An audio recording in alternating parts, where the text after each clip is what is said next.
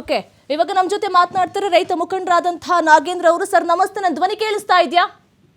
ನಮಸ್ಕಾರ, ಕೇಳ್ತಾ ಇದೆ ಮೇಡಮ್. ಏನ್ ಸರ್ ಇದು? ಅಧಿಕಾರಿಗಳು ಏನ್ ಮಾಡ್ತಾರೆ, ಸರ್ಕಾರ ಜೊತೆ ಹೋರಾಡಬೇಕು, ಅದನ್ನು ಬಿಟ್ಟು ಸರ್ಕಾರದವ್ರು ಎಷ್ಟೋ ಬಾರಿ ಬಂದಿದ್ದಾರೆ, ಅವ್ರ ಜೊತೆ ಇಂಥ ಕೆಲ್ಸಕ್ಕೆ ಯಾವತ್ತೂ ಇಳಿದಿಲ್ಲ. ಅಧಿಕಾರಿಗಳು ಏನ್ ಮಾಡಿದ್ದಾರೆ, ಅವರಿಗೆ ಹಿಡಿ ಪೂಜೆಯನ್ನು ಮಾಡಿದಾರಲ್ಲ ಅಂತ. ಈಗ ಏನಂದ್ರೆ ಈ ಭೂಮಿ ಜೊತೆ ಸಂಬಂಧ ಬದುಕಿದೆ ಭೂಮಿಗೆ. ರೈತರು ಭೂಮಿ ಕೊಡೋದಿಲ್ಲ ಅಂತ ಹೋರಾಟ ಮಾಡಿದಾಗ ಸರ್ಕಾರ ಪೂಜೆ ಸ್ಪಂದಿಸಿ ಅವ್ರ ಮಾತಿಗೆ ಬೆಲೆ ಕೊಡ್ಬೇಕಾಗಿತ್ತು. ಅವ್ರ ಅಧಿಕಾರಿಗಳನ್ನ ಮುಂದೆ ಬಿಟ್ಟು ಹೋದಾಗ ಅವ್ರ ಆಕ್ರೋಶ ಸರ್ ನಿಮ್ಮ ಧ್ವನಿ ಸರಿಯಾಗಿ ಕೇಳಿಸ್ತಾ ಇಲ್ಲ ಸರ್.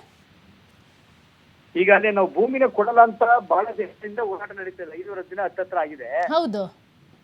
ಈಗ ಸರ್ ಅವ್ರು ಹೋರಾಟ ಮಾಡಿದ್ದಾರೆ, ಬಹಳಷ್ಟು ಸಂಘ ಸಂಸ್ಥೆಗಳು ಬೆಂಬಲ ಕೊಟ್ಟಿದ್ದಾವೆ, ರಾಜ್ಯಾದ್ಯಂತ ಸಂತೋಷ ಹೆಗ್ಡೆ ಅಂತವ್ರು ಹೋಗಿದ್ದಾರೆ, ಬೇರೆ ಬೇರೆ ಮೂಲೆಗಳಿಂದನೂ ಕೂಡ ರೈತ ಹೋರಾಟಕ್ಕೆ ಬೆಂಬಲ ಬರ್ತಾ ಇದೆ.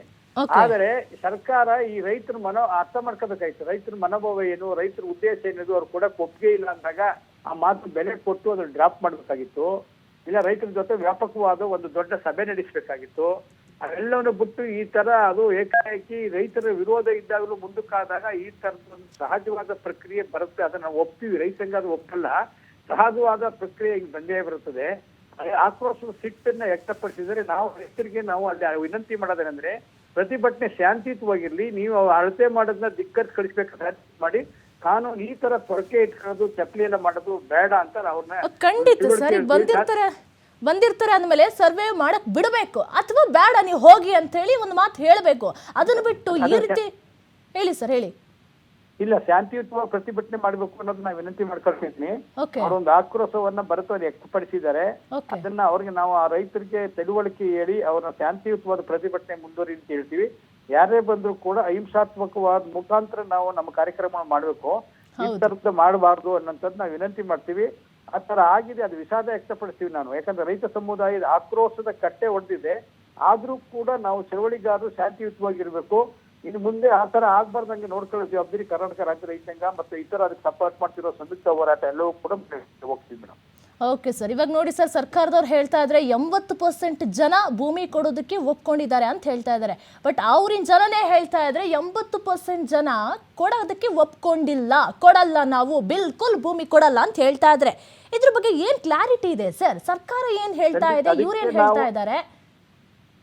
ನನ್ ಕೇಳ್ತಿದ್ರು ನಾಗೇಂದ್ರ ಅಲ್ವಾ ಮೇಡಮ್? ನನ್ ಕೇಳ್ತಿದ್ದೀರಲ್ವಾ? ಹೌದು ಹೌದು. ಈಗ ಅದೇ ಕಾರಣಕ್ಕೆ ನಾವು 11ನೇ ತಾರೀಕು ಜಸ್ಟಿಸ್, ಸುಪ್ರೀಂ ಕೋರ್ಟ್ ಜಸ್ಟಿಸ್ ನಿವೃತ್ತ ನ್ಯಾಯಮೂರ್ತಿಗಳ ನೇತೃತ್ವದಲ್ಲಿ, ಅದರಲ್ಲಿ ಅಗ್ರಿಕಲ್ಚರ್ ಎಕನಾಮಿಸ್ಟು ಮತ್ತೆ ಪರಿಸರ ಸಂಬಂಧಪಟ್ಟಂತವರು, ಸೋಷಿಯಲಿ ಸಾಮಾಜಿಕವಾಗಿ ಕೆಲಸ ಮಾಡಿದಂತವ್ರ ನೇತೃತ್ವದಲ್ಲಿ ನಾವು ಜನರಲಿ ಪಬ್ಲಿಕ್ ಮಾಡ್ಬೇಕು ಅನ್ಕೊಂಡಿದ್ದು. ಕಾರಣಾಂತರಗಳಿಂದ ನಮ್ಮ ನ್ಯಾಯಮೂರ್ತಿಗಳಿಗೆ ಸಮಾವೇಶ ಇದು 23ನೇ ತಾರೀಕು ನಡೀತದೆ.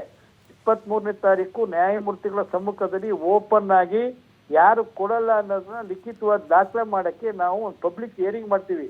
ಅವಾಗ ಗೊತ್ತಾಗತ್ತಲ್ಲ ಸರ್ಕಾರ ಹೇಳ್ತಿರೋ ಸರಿನೋ ಅಥವಾ ರೈತರು ಹೇಳ್ತಿರೋ ಸರಿನೋ ಅದು ಸ್ಪಷ್ಟಪತ್ತೆ ಬರುತ್ತೆ. ಅದು ಅದಕ್ಕೆ ಈ 23 ಇನ್ನೊಂದು ವಾರ 10 ಇವತ್ತು 10 ದಿನದಲ್ಲಿ ಅದೊಂದು ದೊಡ್ಡ ಸಭೆ ಸಾರ್ವಜನಿಕ ಹಿಯರಿಂಗ್ ನಡೀತೆ ಮೇಡಮ್ ಅಲ್ಲಿ.